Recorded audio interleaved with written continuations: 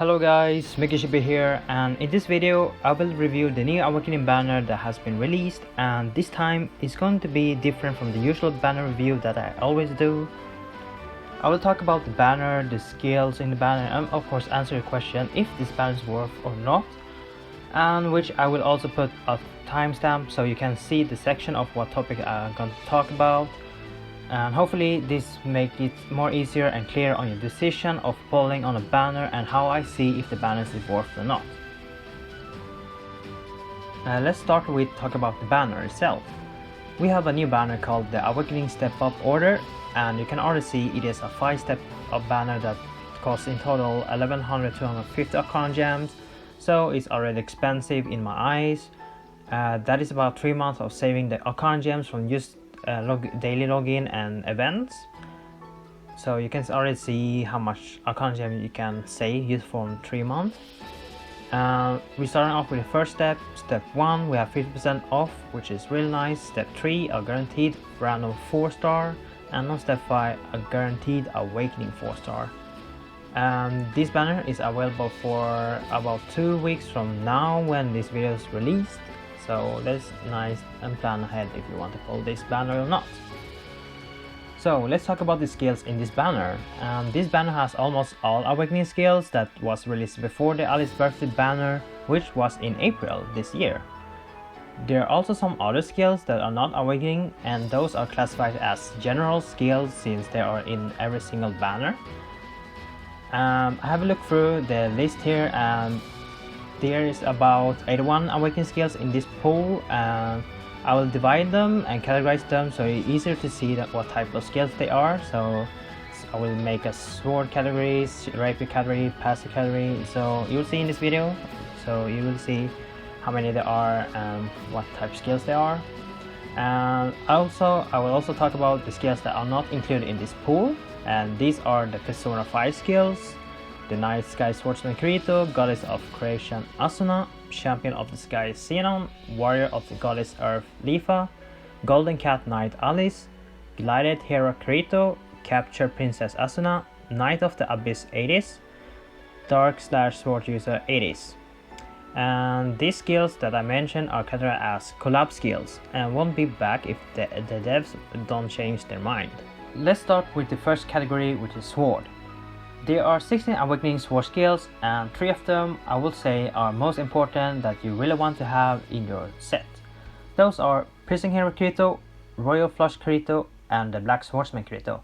Reason why I chose them is that they work pretty well for a normal sword set, and they have really good synergy with other sword skills. Though Royal Flush needs to be in a fire build set, but what makes it really a great skill is that it's really strong, that scales of your defense, which is really nice.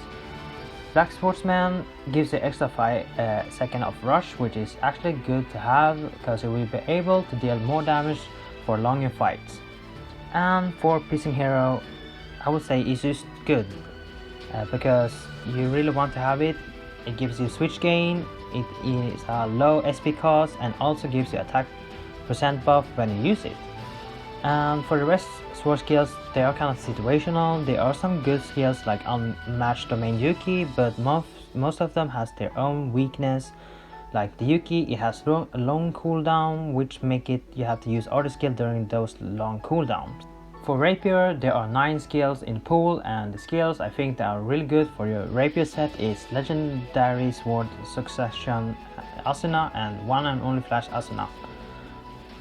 For Legendary Sword Succession, or aka Mother Rosario, which most of the people call it, is good because it has switch gain, low SP cost, and has high multiplier damage, and also gives switch buff, which is really nice to have.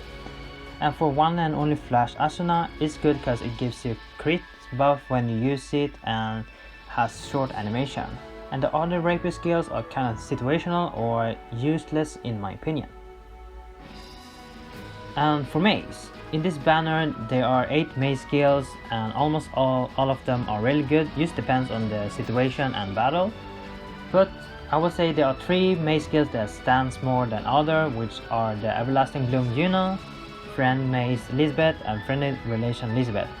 Even if Everlasting Bloom Gina has high SP cost, it's still good because it gives you double damage and also gives the party attack and defense buffs. If you get it, I will highly recommend it to give it to Koharu because she doesn't have any SP cost issue and it is her best in slot skill.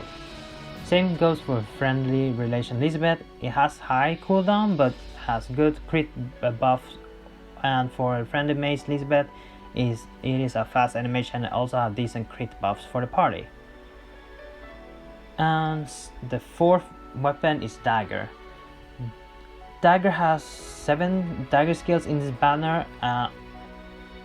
This is gonna surprise you, but all of them are really amazing in their own ways and have good synergy with your dagger set. And the most useful skills of the 7 skills I will say is the Treasure Hunter Philia, because it is so amazing skill. It gives you double damage without needing to be on switch. Also gives up to 45 holo damage increase if you max limit rake it, and is also a low SP cost. For Axe, when it comes to Axe skills in this banner, there are 7 Axe skills and 4 of them are really good. Shielding on the Eye Sanya is amazing because it's a low SP cost, gives blunt debuff, meaning you can deal more damage with Axe.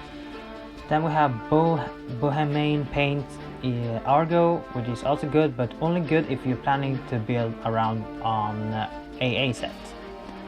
Entrancing Sound Lifa is good because it gives a crit rate and you can easily get 100% crit rate when you have around 135k HP, which you can easily achieve with getting Chaos Armor and a lot of Awakening skills in your set when you rush. Then the third one is Strategy Supporter Agile. Is amazing skill because it almost like Nor, the Persona 5, but without any switch gain, and it gives you attack buff and also lower your skill cooldown, which is useful for Axe. And for bow, there are 7 bow skills in this banner, and 3 of them are great if you plan to build a suicide bow set.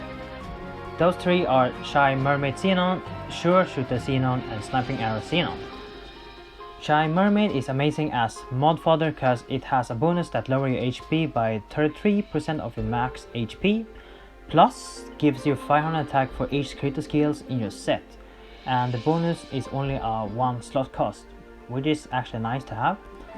Sure Shooter is good if you don't have Entrancing Sound Lifa or the Tac Argo.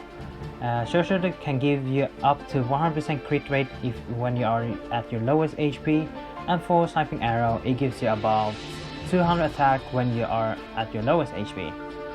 All 3 skills are good synergy with each other and works great with your other bow skills. The one you really want the most here is Sniping Arrow because it is a core skill if you want to try Suicide Bow. Other than them, Final Bullet is also nice, but in my opinion it's meh. Spear.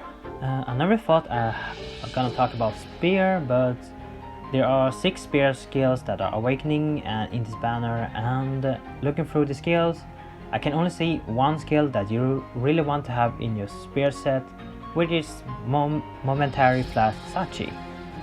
The rest, I would say they are useless. They are mostly only good for weapon XP farming, and the reason why you want Momentary Flash Sachi is because it gives you attack buff and also lower the enemy hit rate, which meaning you have more chance to evade, and also have decent SP cost and works great with every Spear set. And for passive, well, passive there are 21 passive skills that are awakening in this banner. 2 of them are Power Rise skills, Cute Wolf Girl Asuna and Blue Rose in the Night Sky Kirito. Both of them are really strong Power Rise and you really want to have them, and plus there are awakening skills which make it more worth to try to get them. After them I would say Groovy Knight Yuki and Caroller of Joy Yuki, because Groovy Knight is an advanced triple 4, meaning it gives you 4 attack at max limb break, also gives a crit damage from the skills effect and also from rush. Caroller of the Joy is amazing to get because it gives you rush extension for 5 extra seconds and also give you evasion buff for yourself. If you evade, you'll also gain 30% crit rate for 8 seconds. And for the other passive, why I don't talk about them are kind of situational or useless to get.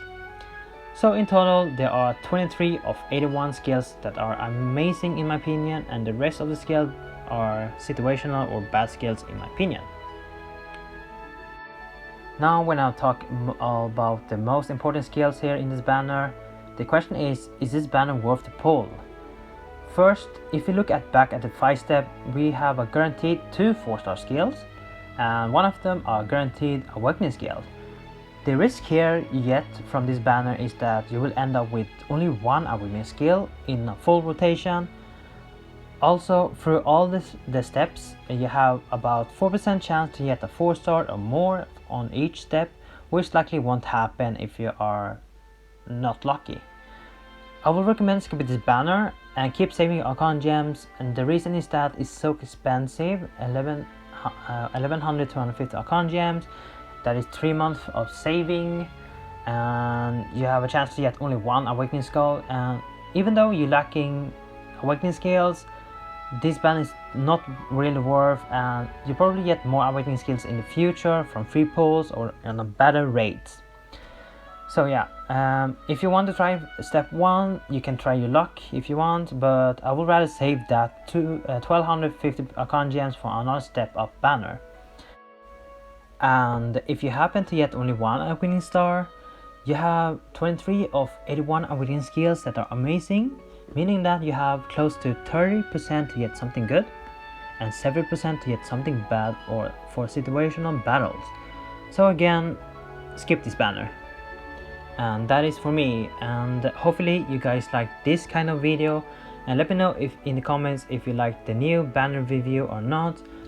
I accept any feedback you guys have, or also tips if you want to share. And that is for me today, and I will see you on the next video, so take care and goodbye. See ya.